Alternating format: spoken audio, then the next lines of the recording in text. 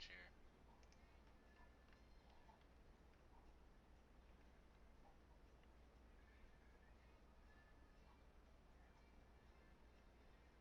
What's a good vid?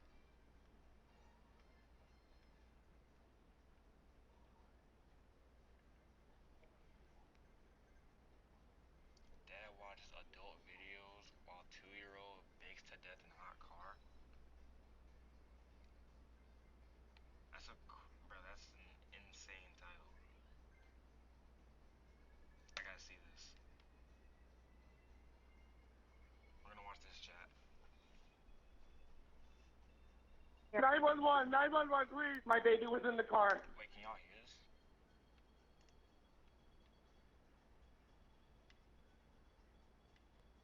Can y'all hear it?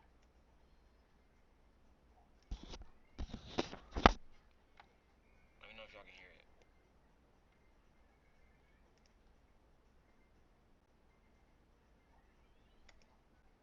She's not responsive. The AC was on. She's dead. We have nothing. We'll be alright.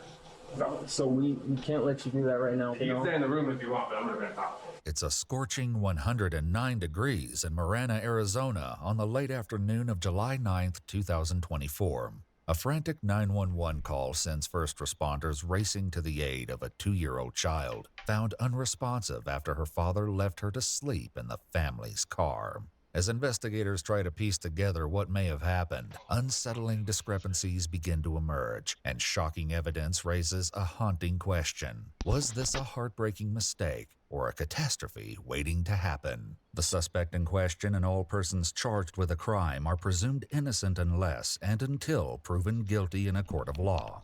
It's like baffling. I don't know. It's baffling that this happened. Our lives have been literally perfect. The panicked 911 call comes in around 4 p.m. from 37-year-old Christopher Schultes. As the dispatcher attempts to keep him calm, Marana County Police and first responders weave through the busy streets in a desperate race to get to the scene. What are you reporting? She was in the car sleeping. She's unresponsive. Okay. And who is she? Please. Who My is daughter. She? Is she still breathing? No, she's not breathing right now. Okay, we need to start CPR right now. Yes, we are. We're starting CPR, yes. I'm so sorry. Okay, is she breathing yet? It was just like this. How long has it been? Half hour. It was, but it turned off. We have started CPR. Mom is a doctor and is also performing CPR on the baby. 3, 4, 5, 6, 7, 8. Come on, baby. Deeper. Move on, give her breath.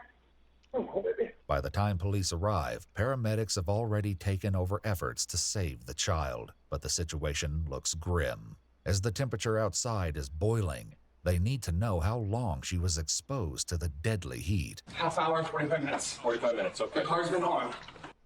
Oh, she's cooked. Wait, he said an hour and 45? Exposed to the deadly heat. Half hour, 45 minutes. 45 minutes, okay. The car's been on. Oh, 45. She was left in the car after 45 minutes, but it was said it was on. Was the air conditioning on? Yes. But I guess it turned off, right? As the paramedics need space to work, Chris walks away from the desperate situation. The officers attempt to keep Chris calm as he experiences rapid shifts in his emotional state. Chris. Oh, yeah, was it some work back now? What's going on? Why are you with me? Because we were first responders and we were on scene when they affected all of us. The AC was on. My worst nightmare. I have sciatica pain, so I can't be sitting down. Please, baby, please. Anything. Despite their best efforts, the situation takes a dark turn. I mean, I don't know if we should be there or everything now. She's dead. Like, I need to be with her. Oh my God, I know. No. She's dead. We have nothing. Sir, they're doing the best they can right now, okay? Oh my God. Shortly after arriving at the hospital, 2-year-old Parker Schultes was pronounced deceased, a devastating result of intense heat stroke. While waiting with officers inside the house, Chris's demeanor continues to alternate between panicked and eerily calm.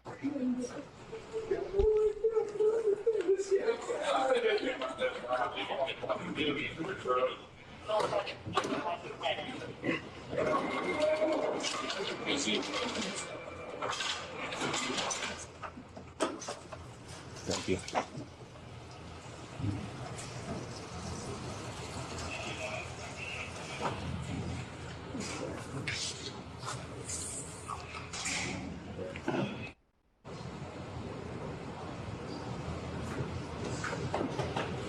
Can we get you anything? What? Yeah. I can't believe this. This can't be happening. She wants me to try and get her right to the hospital. Hey, we'll accommodate that for you, all right? We're just gonna need to get a statement from you about what happened, what's been going on. Obviously, I know this isn't easy for you. Bro, like imagine like you in this situation, bro. Like imagine you dead just forgot like you left your baby in the car. Mind you, didn't they say they're in Arizona? Like the place that's just known for heat. Baby just sitting in the car for 45 minutes, like 110 degrees. Imagine, bro. Okay, it's not easy for anyone around right now. As the officer prepares to get Chris's version of events, a group of investigators outside try to piece together what little information they have from the child's mother. However, a disturbing observation made by one of the paramedics will leave them questioning if there's more to the story than they've been led to believe. Mom's an anesthesiologist, so mom was working. Mom arrived, asked where the daughter was. Dad came out here, brought the kid in. It was like that. Mom started working on the kid at that point. Dad said the kid had been in the car for 45 minutes. AC was running. So this car wasn't running when you guys got... No, the car was not running. Sounds like he was aware because he said he left the baby in the car to sleep and let the car run. No medics were talking about rigor in there already. While Parker's physical state upon the paramedics' arrival raises suspicions with the officers outside, Chris begins to explain his version of what happened. My daughters were at Elevate with my friend next door. They got home about 2:45 or so. We've just been hanging out at home. She was sleeping in the car, and I had the car on. But it has a sensor where every 30 minutes or so it'll turn off if you haven't moved. I swore she was in the house playing with her sisters like she always does. I haven't been doing anything else really on the house. And like What time? well, we never do this anywhere, but I'm home, right? Like you're home, you're safe, you're like your kids are home. Right. I'm sorry this is all going on. We always park that car in the garage usually, but I just got a Peloton recently, and the Peloton is in the garage now, so that's why it's not even in the garage. But And how long was she sleeping in the car out there? I want to say it was no more than 30, 45 minutes. The chilling reality is that Parker remained in the driveway for far longer, a darker truth that will soon come to light with devastating implications. Meanwhile, as tensions simmer in the stifling heat outside, two officers take refuge in the shade and vent their mounting frustrations over the tragic situation. No summer one. That's it. Frustrates me the most. But the AC is on. No, I would not miss. Especially the day that he was directly, the back seats directly in the sun. Well, it was worse than that. Yeah, that was worse. The whole car was in the sun. You see that one car right here, and when we started making it to the car, along across the road, the hood was piping hot. Now taking a break from questions, Chris makes a startling move that leaves officers stunned. As they attempt to relay the gravity of the situation, his willingness to cooperate takes a sharp turn. Just to let you know, I don't want to feel like we're intruding, but we're gonna have to stand by with you for a while. All right. Is there a reason why? So any death we have to treat like a crime scene. You said it. I know this is extremely difficult for you. This is a normal process that we have to follow through with. I don't want you to be blindsided by anything, but that's what's going to be going on for right now, okay? So I'm being treated like a murderer? No. I just lost my baby. Not at all. I know that. And I know this isn't easy for you. That's why I'm trying to be straightforward and honest with you, okay? I don't want to keep any secrets. I don't want to hide anything for you. Someone to talk to you about what happened, though. All right? Am I being treated like We will keep you updated with everything. My whole family, my whole family is gonna be ruined. Would it be all right? So we can't let you do that right now. We have to stand by with you. Okay? As soon as you can, we will let you You know. can stay in the room if you want, but I'm not gonna talk. I know this isn't easy for you, but the quicker we get this done and finish up, the sooner you can be with your wife. All right? I'm We trying need to stand rinse by off with you. so I can go to the I know, hospital but to be with my wife. we're not going to shower or anything right now. You need to stand by with us. I don't understand why. Okay? Please. I don't understand why. Hey, why are you being difficult, bro? I tried explaining that to you. We just need to stand by with I'm you. standing by. Why can't I take I a know. shower while you stand by? What is? It's not necessary right now. I'm not going to stand here and watch you shower. After settling on a change of clothes, Chris is informed that his other two children, two girls ages 5 and 9, have arrived with their grandmother and are waiting for him outside. As he passes by, a keen-eyed officer spots that Chris is holding something in his hands that detectives will need to collect as evidence. He's got the shirt she was wearing. Are we going to need that? Probably, yes. So we're gonna need to take the dress. Okay? Whoa. Part of this scene, so we have to take her dress. We have to leave it here. Like he said, we're doing the investigation still. We have to have her dress. We can't let you take her dress. Investigators decide to let Chris go ahead to the hospital, opting to speak to both him and his wife later that evening. The following recorded interviews between them and the detective detail their version of what happened. But as you'll soon discover, shocking discrepancies and jaw-dropping evidence reveal a far more devastating series of events. If you can walk me through the events, starting from obviously this morning and then to eventually you guys reaching out and calling 911.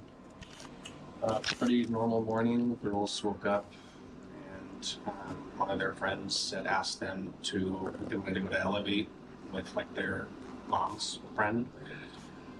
Their best friends live next door. Grandma was supposed to come get them. I think she showed up around like 10:30 or something. Took them to Elevate. As the older daughters left for the trampoline park, Parker was supposedly left alone in Chris's care. He next explains that he went to a doctor's office and took Parker along with him, only to discover that it was closed. So then we just basically turned around and came home.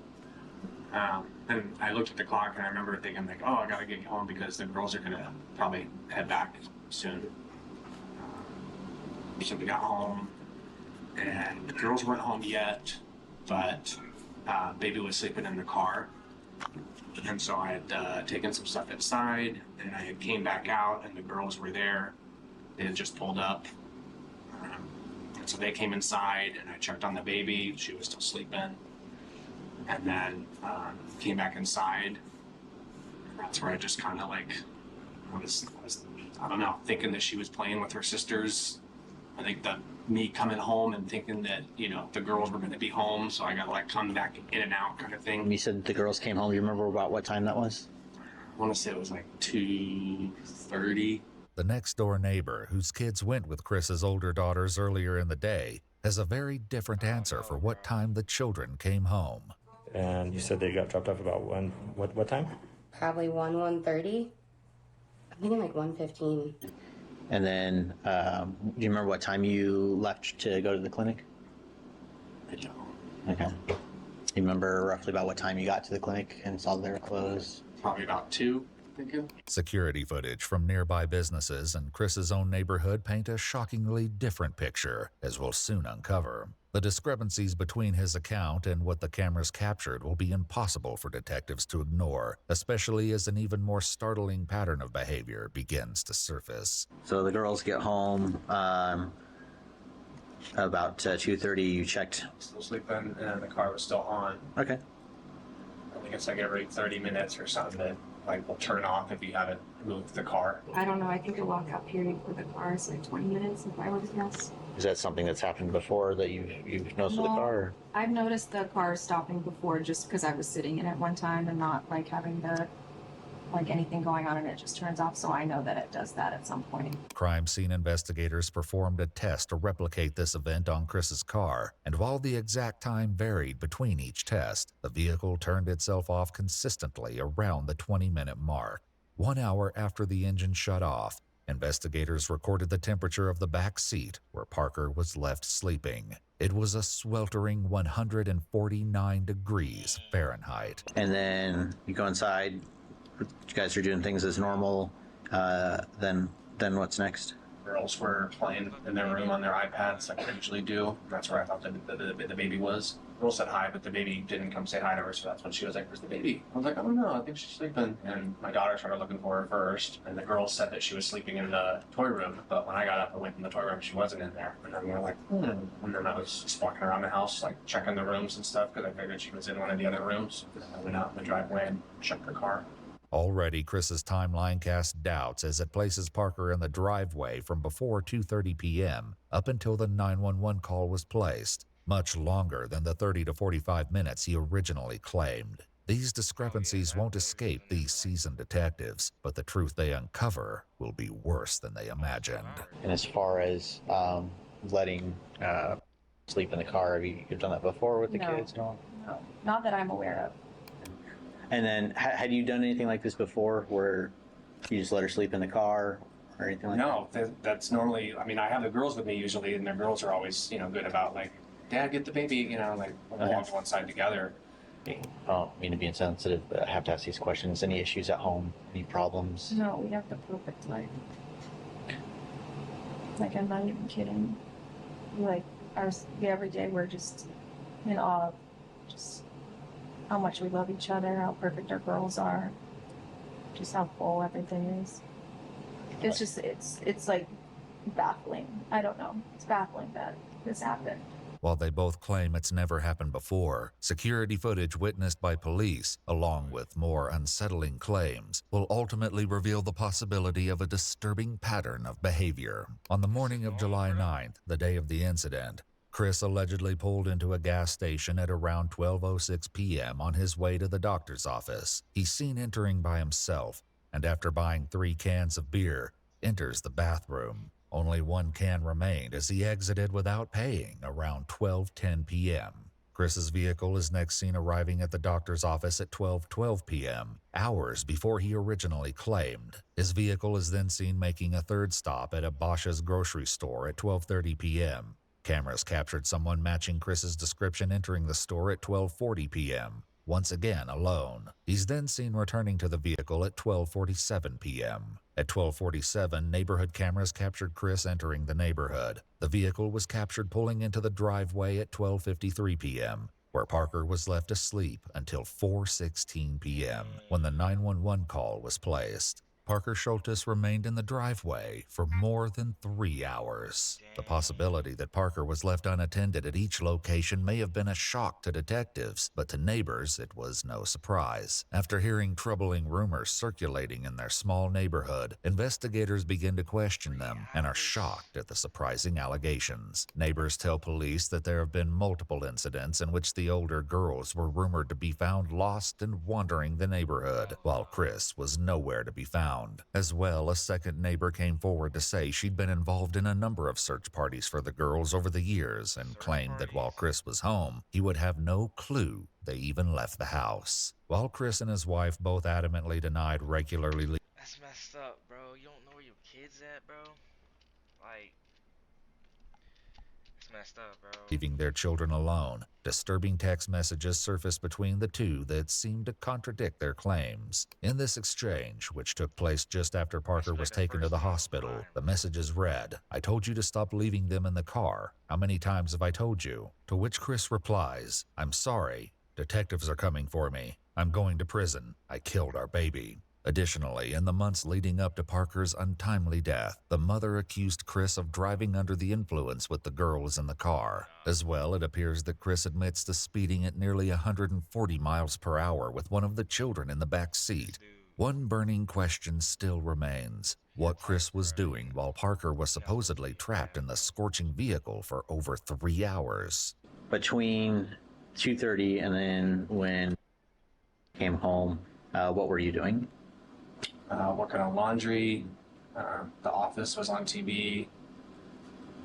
Was drinking a Dr. Pepper.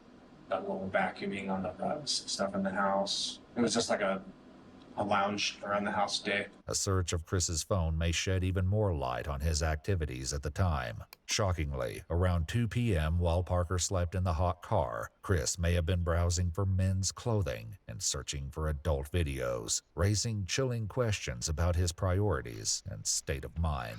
With enough probable cause to make an arrest, police once again returned to the home on July 12th, just 3 days after Parker's tragic death. Hey, how you doing? Mind. Men's clothing, Vic wife, I let May wife. Yo, what is my wife? I let.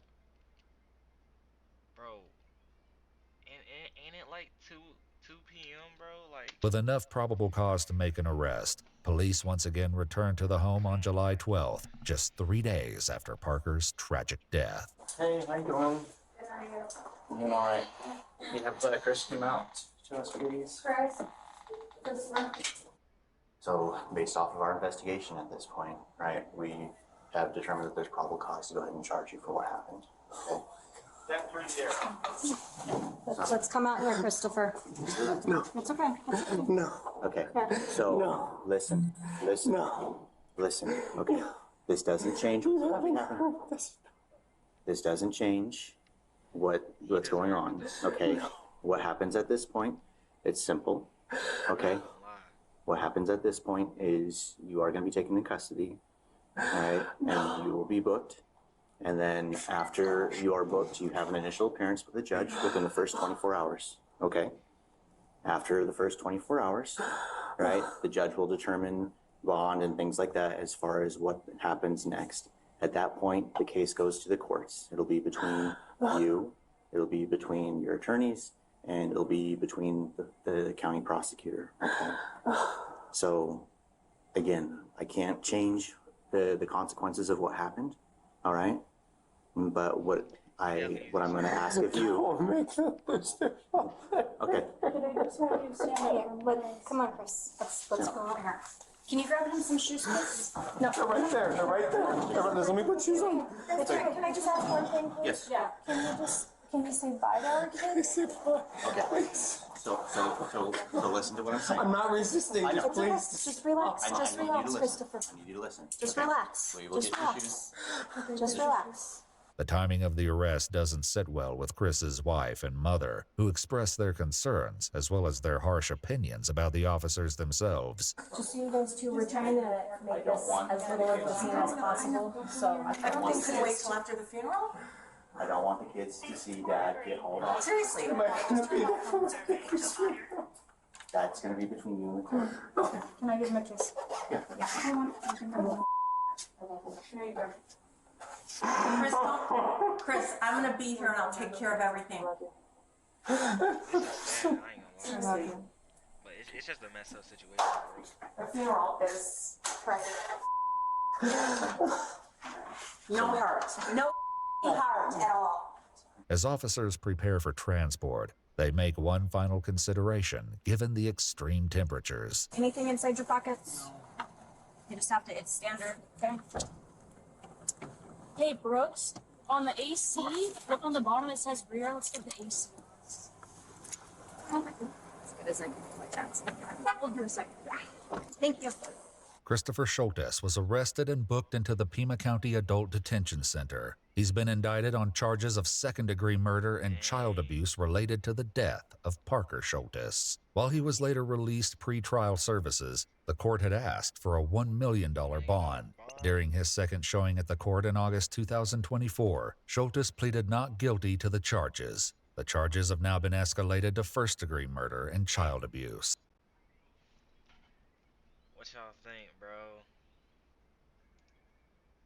Hold up. Y'all think you should have went to jail, bro? Who's hiding under the blanket? I ain't gonna lie, bro. I don't know. He low-key deserve it, bro. It's a messed up situation. I ain't gonna lie.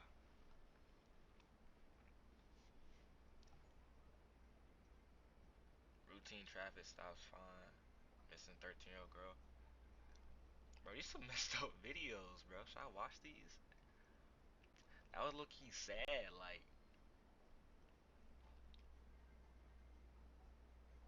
That was messed up, bro. Yeah, for sure.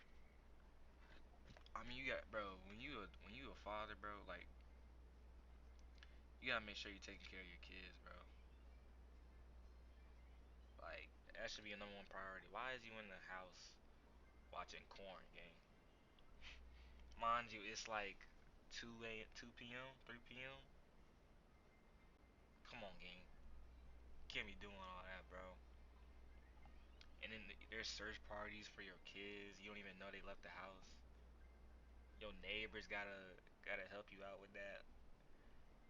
Not everybody can be a father, yo. That's crazy.